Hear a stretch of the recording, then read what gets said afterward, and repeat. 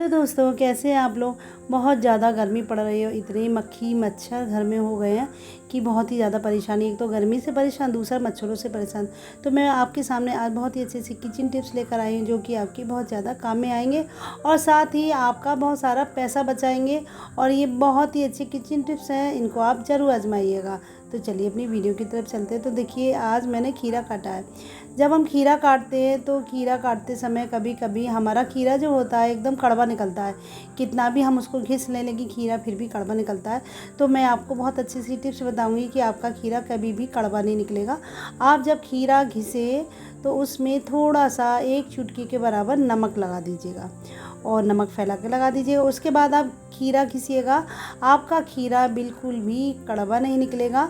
तो इस तरह से देखिए, धीरे धीरे मैंने नमक को चारों तरफ से लगाते हुए इस तरह से खीरे को अच्छे से घिस दिया है, जिससे कि उसका जो कड़वापन होता है ना, वो पूरा निकल जाए। इस तरह से आप कितने भी खीरे काटेंगे, आपका एक भी खीरा जो है कड़वा नहीं निकलेगा। और देखिए, खीरा जो होता है बहुत ही टेस्टी होता है और गर्मियों में हम लोग इसको सलाद के रूप में बहुत ही ज़्यादा खाते हैं, क्योंकि ये बहुत ठंडा भी होता है। तो खीरा हमेशा दोपहर में खाना चाहिए, रात को ये थोड़ा सा नुकसान करता है। तो देखिए, खीरे को हम छील लेंगे और छील के हम इसको काट लेंगे और सलाद के रूप में इस्तेमाल करेंगे।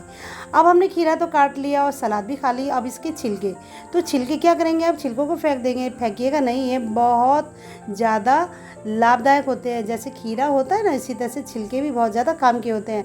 तो आपके घर में जहाँ जहाँ चींटियाँ इकट्ठी होती है, इस समय गर्मी का सीज़न है और गर्मियों में इतनी ज़्यादा चींटियाँ हो जाती हैं कि बड़े परेशान रहते हैं। ज़रा भी खाने की कोई भी चीज़ गिरी, चींटियाँ इकट्ठी हो जाती हैं। तो जहाँ भी आपकी चींटियों की लाइन जाती हो, वहाँ पर आप इन खीरे के छिलकों को डाल दीजिए।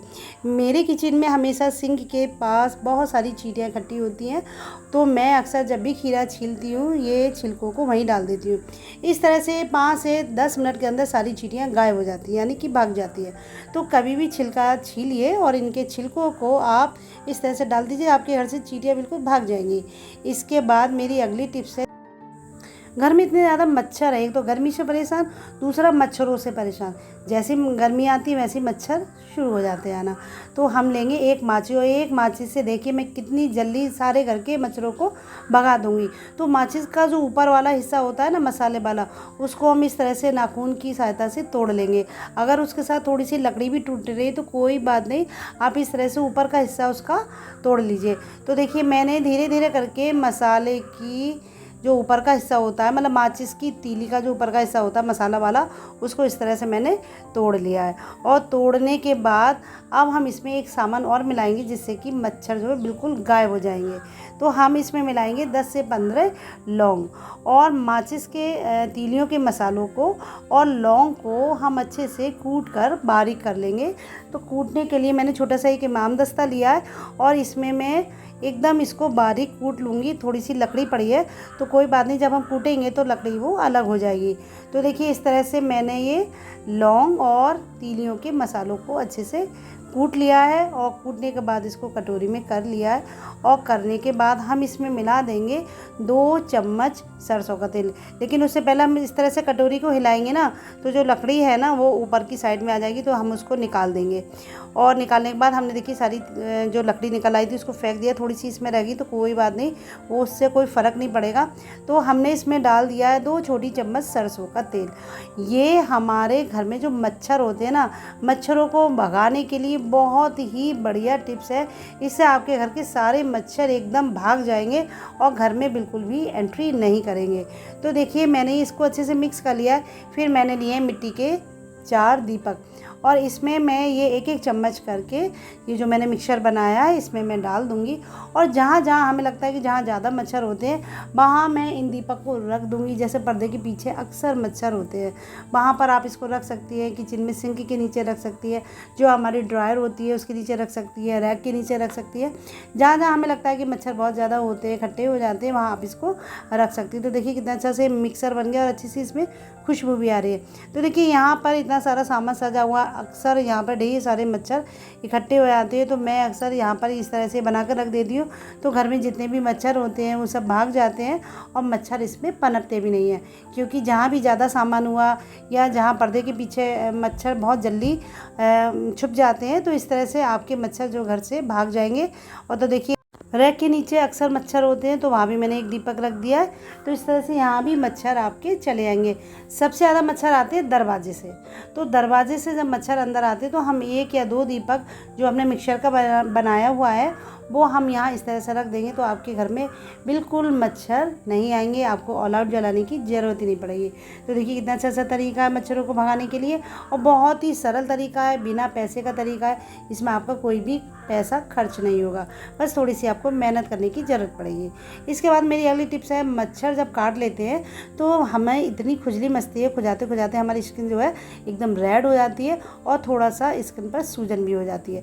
तो मैं आपको तरीका बताऊंगी कि जब भी आपको मच्छर काटे कुछ नहीं करना है, बस आपको थोड़ा सा एलोवेरा जेल लेना है और लेना है बर्फ़।